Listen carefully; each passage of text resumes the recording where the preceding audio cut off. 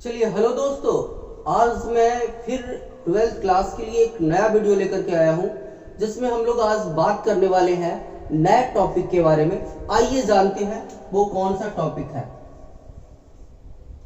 इसमें हम लोग बात करेंगे कि लैंगिक जनन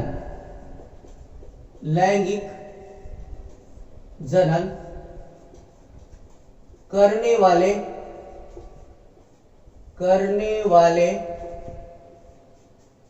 जीवों के जनन अवस्था में मुख्यतः तीन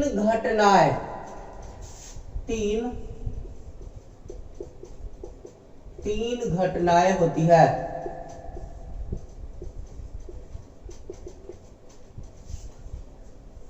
सबसे पहला जो घटना है, क्या बोल रहे हैं पहले इसको हम लोग समझ लेते हैं, क्या पॉइंट हम लोग चर्चा करने वाले हैं आज।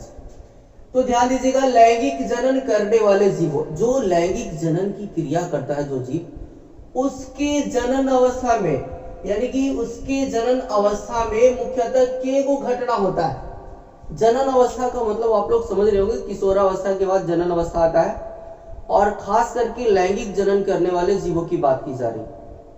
और लैंगिक जनन करने वाले जीवों के जनन अवस्था में मेनली रूप से तीन घटनाएं होती है। और सबसे पहले हम लोग जानते हैं कि वो तीनों घटना का नाम क्या है। तो सबसे पहला जो घटना है उसका नाम है निषेचन पूर्व घटना, जिसको हम लोग बोलते हैं प्री फर्टिलाइजेशन इवेंट। तो ये पहला हो गया, यानी कि लैंगिक जनन करने वाले जीवों में जनन अवस्था मुख्यतः जो है तीन घटनाएं होती है। सबसे पहला घटना जो है निषेचन पूर्व घटना, दूसरा जो है आपका हो जाएगा निषेचन, जिसको हम लोग बोलते हैं फर्टिलाइजेशन।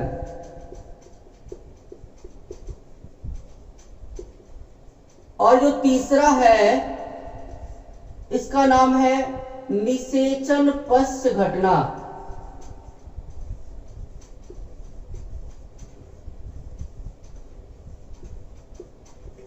जिसको हम लोग बोलते हैं पोस्ट फर्टिलाइजेशन इवेंट। तो ये चीजें याद रखिएगा। और ये तीन घटना घटता है लैंगिक जनन करने वाले जीवों के जनन अवस्था में। सबसे पहला निषेचन पूर्व घटना, दूसरा निषेचन, और तीसरा जो है निषेचन पश्च घटना। ये तीनों घटना को हम लोग बारी बारी से हम लोग देखने वाले, कौन सी घटना क्या होती है उसके बारे में। सबसे पहले जो है हम लोग चर्चा करेंगे निषेचन पूर्व घटना के बारे में। आइए जानते हैं निषेचन पूर्व घटना क्या है। देखिएगा, सबसे पहले तो यही जान लेते हैं कि निषेचन पूर्व घटना किसे कहते हैं। तो हम लोग बोलेंगे वैसा घटना जो निषेचन के पूर्व और निषेचन को पूर्ण करने के लिए होता है। वैसा घटना जो निषेचन के पूर्व और निषेचन को पूर्ण करने के लिए होता है, तो उसको ही हम लोग बोलते हैं निषेचन पूर्व घटना। और इस घटना के अंतर्गत जो है दो क्रियाएं होती है, और वो दोनों क्रियाएं का नाम है आपका, पहला है युग्मक जनन,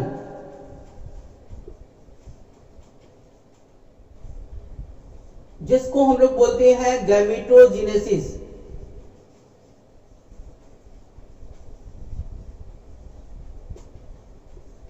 और दूसरा जो है याद रखिएगा युग्मक स्थानांतरण।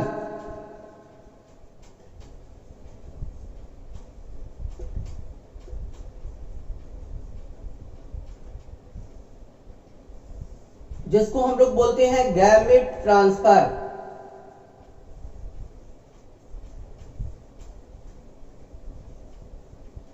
तो ये चीजें चीजें याद रखिएगा। कहने का मतलब ये है निषेचन पूर्व घटना क्या होता है, तो वैसा घटना जो निषेचन के पहले यानी कि निषेचन के पूर्व और निषेचन को पूर्ण करने के लिए यानी कि निषेचन को पूरा करने के लिए होता है, तो उसको हम लोग बोलते हैं निषेचन पूर्व घटना। और इस घटना के अंतर्गत जो है दो क्रियाएं होती है। सबसे पहला जो क्रिया है वो है युग्मक जनन और दूसरा जो है वो है युग्मक स्थानांतरण, जिसको हम लोग बोलते हैं गैमेट ट्रांसफर।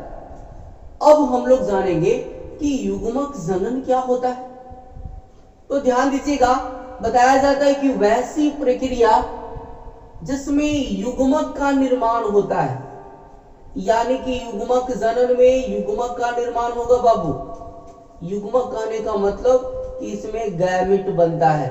एक बार तो ऑब्जेक्टिव में पूछ दिया था, युग्मक निर्माण को कहते हैं युग्मक जनन, भ्रूण जनन, ऐसे करके बहुत सारा ऑप्शन था। तो याद रखिएगा, युग्मक निर्माण को हम लोग युग्मक जनन कहते हैं, यानी कि युग्मक जनन में किसका निर्माण हो रहा है, युग्मक का निर्माण हो रहा है। अब बात यहां पर यह आती है कि युग्मक है क्या। तो युग्मक को हम लोग रिप्रोडक्टिव सेल भी कहते हैं, रिप्रोडक्टिव सेल, यानी कि इसको हम लोग जनन कोशिका भी बोलते हैं, जनन कोशिका। यानी कि युग्मक एक प्रकार का रिप्रोडक्टिव सेल है जिसका निर्माण अर्धसूत्री विभाजन के द्वारा, यानी कि इसका निर्माण युग्मक का निर्माण जो है अर्धसूत्री विभाजन के द्वारा प्राथमिक लैंगिक अंग में होता है। यानी कि इसका निर्माण जो है कहां होगा, तो प्राथमिक लैंगिक अंग में होता है। और याद रखिएगा, प्राथमिक लैंगिक अंग जो है पुरुष में अलग होता है और स्त्री में अलग होता है। तो पुरुष में जो प्राथमिक लैंगिक अंग होता है वो वृषण है और स्त्री में जो प्राथमिक लैंगिक अंग होता है वो अंडाशय है। कहने का मतलब कि युग्मक का निर्माण पुरुष में वृषण में होता है, जबकि स्त्री में कहां होता है, अंडाशय में होता है। अब बात यहां पर यह आती है कि युग्मक का निर्माण किसके द्वारा होता है, तो अर्धसूत्री विभाजन के द्वारा होता है। और जिसका निर्माण अर्धसूत्री विभाजन के द्वारा होता है वह कोशिका अगुणित होता है। तो याद रखिएगा, ये जो युग्मक है यह अगुणित होगा। अगुणित कहने का मतलब कि उसमें गुणसूत्रों की संख्या आधी हो जाएगी। अब पेयर के रूप में गुणसूत्र नहीं पाया जाएगा, सीधे सीधे आधा। जैसे अब हम लोग समझते हैं कि मनुष्य के कोशिका में गुणसूत्रों की संख्या 46 होता है, और अगर पेयर की बात की जाए तो इसमें 23 पेयर पाया जाता है गुणसूत्र। लेकिन इससे जो युग्मक बनेगा उसमें जो है पेयर के रूप में नहीं बल्कि 23 को सिर्फ गुणसूत्र रहेगा, पेयर खत्म। तो इसको बोलते हैं अगुणित। और जिसका निर्माण जो है अर्धसूत्री विभाजन के द्वारा होता है वो कोशिका अगुणित ही होता है, यानी कि एन होता है, यानी कि अगुणित को हम लोग एन से डिनोट करते हैं। तो ये चीजें आप याद रखिएगा। अगर किसी भी जीव के युग्मक में गुणसूत्र की संख्या पूछ देता है तो आप सीधे उसका जवाब दीजिएगा आधा। जैसे कि अगर पूछेगा कि मनुष्य में युग्मक का निर्माण होता है, तो सबसे पहले सोचेंगे कि मनुष्य में गुणसूत्र की संख्या होता है कितना, तो 46, उसका सीधे आधा कर देना। अगर बोलता है कि बताइए मनुष्य के युग्मक में गुणसूत्र की संख्या 46 होता है, 23 पेयर होता है, 23 होता है या सभी होता है, तो याद रखिएगा पेयर नहीं, पेयर और 46 दोनों तो एक ही हो गया, और सिर्फ 23 को होगा, आधा बोल रहे हैं। युग्मक में गुणसूत्र की संख्या आधा, यानी कि पेयर के रूप में नहीं, सिर्फ 23 हो जाएगा। ये चीजें कोई भी जीव के अगर युग्मक में गुणसूत्र की संख्या पूछेगा तो हम उसको बताएंगे उसका आधा करके। जैसे कि अगर पूछ दिया कुत्ता में गुणसूत्रों की संख्या कितना होता है, तो कुत्ता में गुणसूत्रों की संख्या 78 होता है, लेकिन कुत्ता के युग्मक में गुणसूत्रों की संख्या कितना होता है, तो इसका सीधे आधा कर देंगे। और याद रखेंगे क्या कि इसका गुणसूत्रों, इसके युग्मक में गुणसूत्रों की संख्या 39 होता है। ऐसे हम अलग से जो है आपको एक वीडियो बना करके डाल देंगे कि किस जीव में जो है गुणसूत्रों की संख्या कितनी होती है और उसके युग्मक में गुणसूत्रों की संख्या कितनी होती है। बहुत सारे जीवों का नाम रहेगा और उसमें जो है कितना गुणसूत्र पाया जाता है और उसके युग्मक में कितना गुणसूत्र पाया जाता है। अभी बस दो चार का नाम जान लीजिए। मनुष्य में 46 है, अगर युग्मक पूछेगा तो 23। और ये क्वेश्चन एक बार नहीं बल्कि 20 बार आ चुका है एग्जाम में कि मानव के युग्मक में गुणसूत्रों की संख्या होता है तो 23। कभी भी 23 पेयर नहीं होगा, यानी कि जोड़ा नहीं होगा, या 46 नहीं होगा। अगर पूछता है सिर्फ कि मनुष्य में गुणसूत्र की संख्या, तब 46 हो सकता है या 23 पेयर हो सकता है, लेकिन जहां युग्मक लगेगा तो गुणसूत्र की संख्या आधा बताएं। तो ये चीजें याद रखिएगा।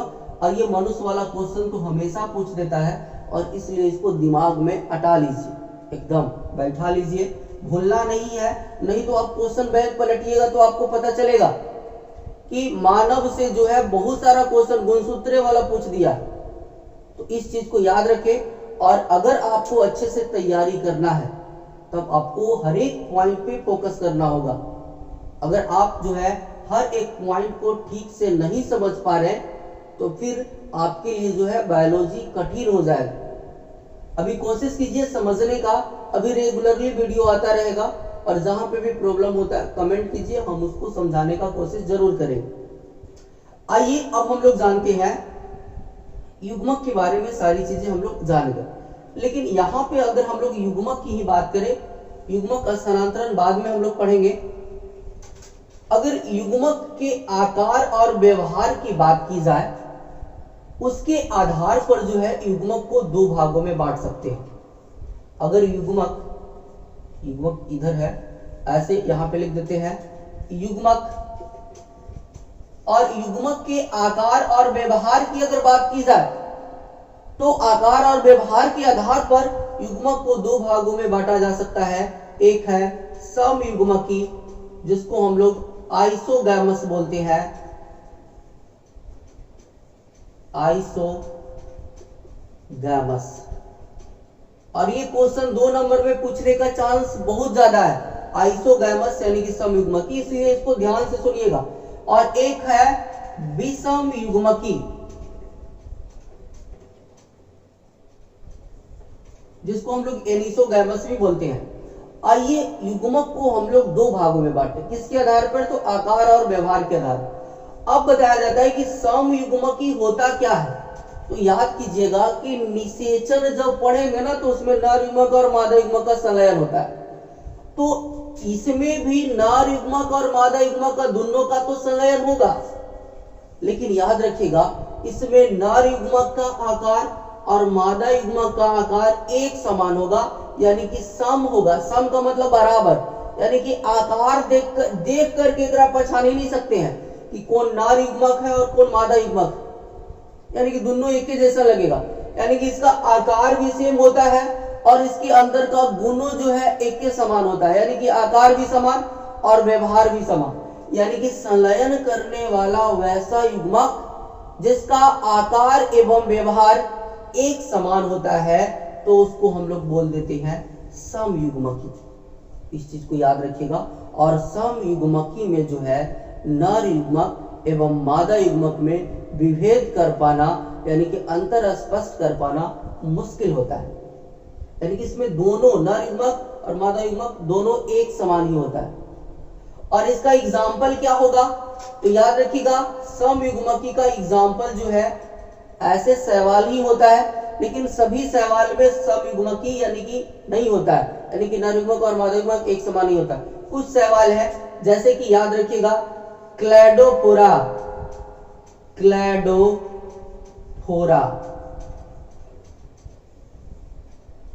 और क्या होगा? तो याद रखिएगा क्लेमाइडोमोनस, क्लेमाइडोमोनस। इसी प्रकार से आपका क्या हो जाएगा? स्पाइरोगाइरा हो जाएगा, यूलोथ्रिक्स हो जाएगा। इस सब में जो है समयुग्मकी होता है। क्या क्या बताए? क्लैडोफोरा हो जाएगा, क्लेमाइडोमोनस या क्लेमाइडोमोनास हो जाएगा, इसी प्रकार से यूलोथ्रिक्स हो जाएगा, यूलोथ्रिक्स। और क्या हो जाएगा, तो अस्पाइरोगाइरा, अस्पाइरोगाइरा। तो ये चीजें याद रखिएगा। और ये सब में कैसा समयुग्मक ही पाया जाता है, यानी कि दोनों युग्मक, नर और मादा दोनों युग्मक एक समान होगा। तो ये था समयुग्मकी के बारे में। और इसका सीधे उल्टा जो है हम लोग विषम युग्मकी का डिफिनीशन देंगे। क्या, कि वैसा युग्मक या संलयन करने वाला वैसा युग्मक जिसका आकार एवं व्यवहार एक समान नहीं होता है, यानी कि इसमें जो है नर युग्मक और मादा युग्मक के बीच आसानी से हम लोग विभेद कर सकते हैं, अंतर स्पष्ट कर सकते हैं, देख ही करके बता सकते हैं कि नर युग्मक है और ये मादा युग्मक है, तब उसको हम लोग बोलेंगे विषम युग्मकी। और याद रखिएगा ये किस में होता है, तो याद रखिएगा यह जो है होता है फ्यूकस में। फ्यूकस याद रखिएगा। और भी बहुत सारा हो जाएगा, आवृतबीजी, अनावृतबीजी, टेरिडोफाइटा। तो ये सब में जो है विषम युग्मकी ही पाया जाता है। एक कारा भी हो जाएगा, कारा में भी विषम युग्मकी होता है। तो ये सारा चीज आप याद रखिएगा। और ये युग्मक को हम लोग बांट दिए हैं आकार और व्यवहार के आधार पर दो भागों में। बात समझ गए ना। आगे ऐसे निषेचन में भी बांट सकते थे, लेकिन यहीं पे बांट दिए हैं। युग्मक दो प्रकार के होता है, आकार के आधार पर और व्यवहार के आधार पर, और एक समयुग्मकी और एक विषम युग्मकी। इसका एग्जाम्पल वेरी वेरी इंपॉर्टेंट होता है, और इसलिए आप इसका डिफिनेशन लिख करके एग्जाम्पल लिखिए और एग्जाम्पल पे ज्यादा फोकस कीजिए। तो आज के लिए बस इतना ही। फिर मिलते हैं नेक्स्ट वीडियो में और चर्चा करेंगे युग्मक स्थानांतरण के बारे में, यानी कि गैमेट ट्रांसफर के बारे में। तो बस आज के लिए इतना।